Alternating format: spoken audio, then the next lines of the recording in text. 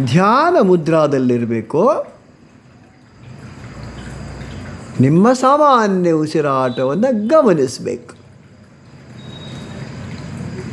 ಸ್ವಲ್ಪ ಹೊತ್ತು ಕೌಂಟ್ ಮಾಡಬೇಕು. ಮನಸ್ಸು ಸ್ಟೆಬಿಲೈಸ್ ಆಗಬೇಕು.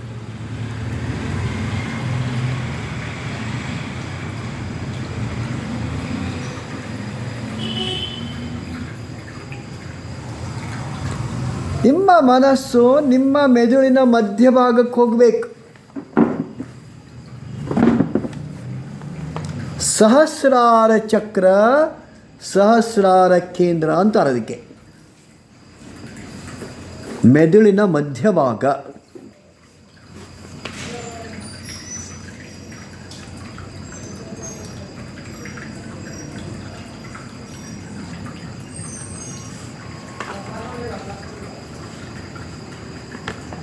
ಆರು ಮತ್ತು ಏಳನೇ ಚಕ್ರದ ನಡುವೆ. ಆರನೇ ಚಕ್ರ ಅಂದರೆ ಯಾವುದದು? ಆಜ್ಞೆ ಚಕ್ರ. ಆಜ್ಞೆ. ಏಳನೇ ಚಕ್ರ ಅಂದರೆ ಸಹಸ್ರಾರ ಕೇಂದ್ರ. ಇವೆರಡರ ನಡುವೆ ಒಂದು ಕೇಂದ್ರ ಇದೆ. ಅದಕ್ಕೆ ಬಿಂದು ವಿಸರ್ಗ, ಬಿಂದು ವಿಸರ್ಗ ಅಂತಾರೆ.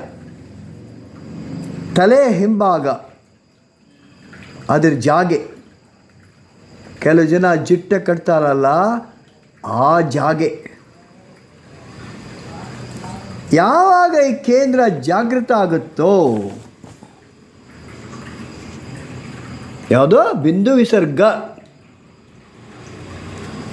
ಯಾವಾಗ ಇದು ಜಾಗೃತ ಆಗುತ್ತೋ ಆವಾಗ ಅಮೃತ ಇದರಿಂದ ಹನಿ ಹನಿಯಾಗಿ ಬಿದ್ದು ಪೂರ್ತಿ ಶರೀರವನ್ನು ವ್ಯಾಪಿಸುತ್ತೆ ಅಂತಾರೆ. ಯೋಗಿಗೆ ಆವಾಗ ಆಹಾರದ ಅವಶ್ಯಕತೆ ಕಡಿಮೆ ಆಗುತ್ತೆ. ಹೆಚ್ಚು ಆಹಾರ ತಗೋಬೇಕಂತ ಏನಿಲ್ಲ. ಅದು ಜಾಗೃತ ಆದಾಗ ಬಿಂದು ವಿಸರ್ಗ. ಹಣ್ಣು ಎಲೆಗಳಿಂದ ಮಾತ್ರ ಅವನು ಜೀವಿಸ್ತಾನೆ. ಈ ಬಿಂದು ವಿಸರ್ಗ ಕಾಸ್ಮಿಕ್ ಜಗತ್ತಿಗೆ ಹೆಬ್ಬಾಗಿಲು. ಹೊರಗಡೆಯಿಂದ ಏನು ಕಾಸ್ಮಿಕ್ ಜಗತ್ತಿಂದ ಎನರ್ಜಿ ಎಂಟರ್ ಆಗುತ್ತೆ, ಅದಕ್ಕಿದು ಒಂದು ಹೆಬ್ಬಾಗಿಲು.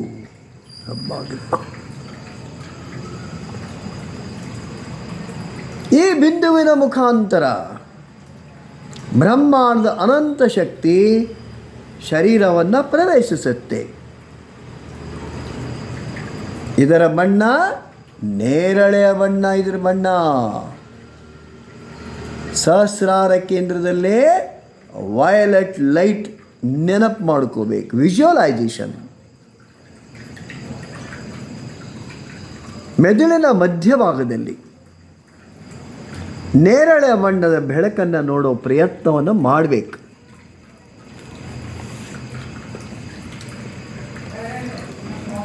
ಅಲ್ಲಿಂದ ಇಡೀ ಶರೀರದಲ್ಲಿ ನೇರಳೆ ಬಣ್ಣದ ಬೆಳಕ ಸ್ಪ್ರೆಡ್ ಆಗಬೇಕು.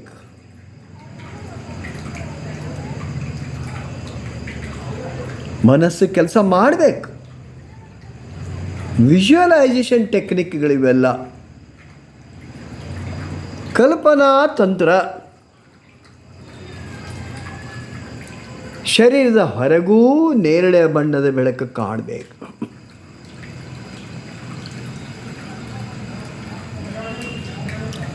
ಸಹಸ್ರಾರ ಚಕ್ರದ ಬೀಜ ಮಂತ್ರ ಓಂ ಸತ್ಯಂ.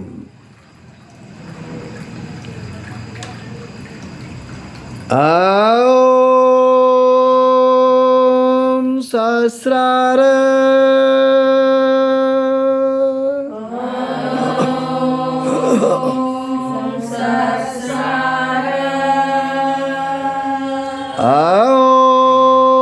ಓಂ ಸತ್ಯಂ.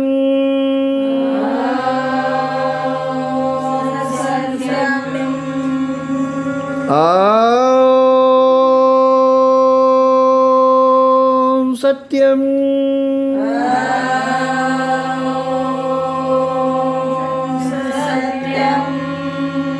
ಓಂ ಸತ್ಯಂ.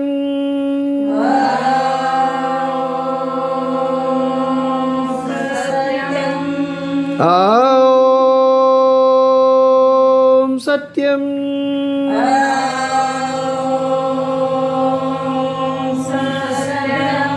ಓಂ ಸತ್ಯಂ.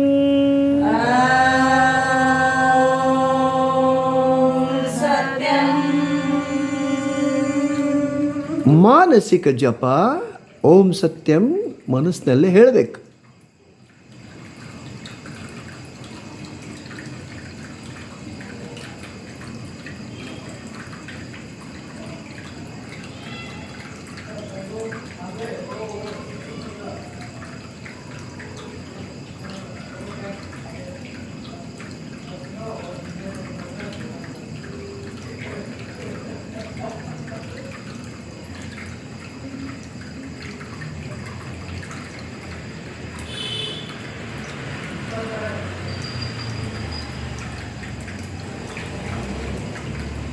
ಆಳವಾದ ಉಸಿರಾಟ, ಡೀಪ್ ಬ್ರೀದಿಂಗ್.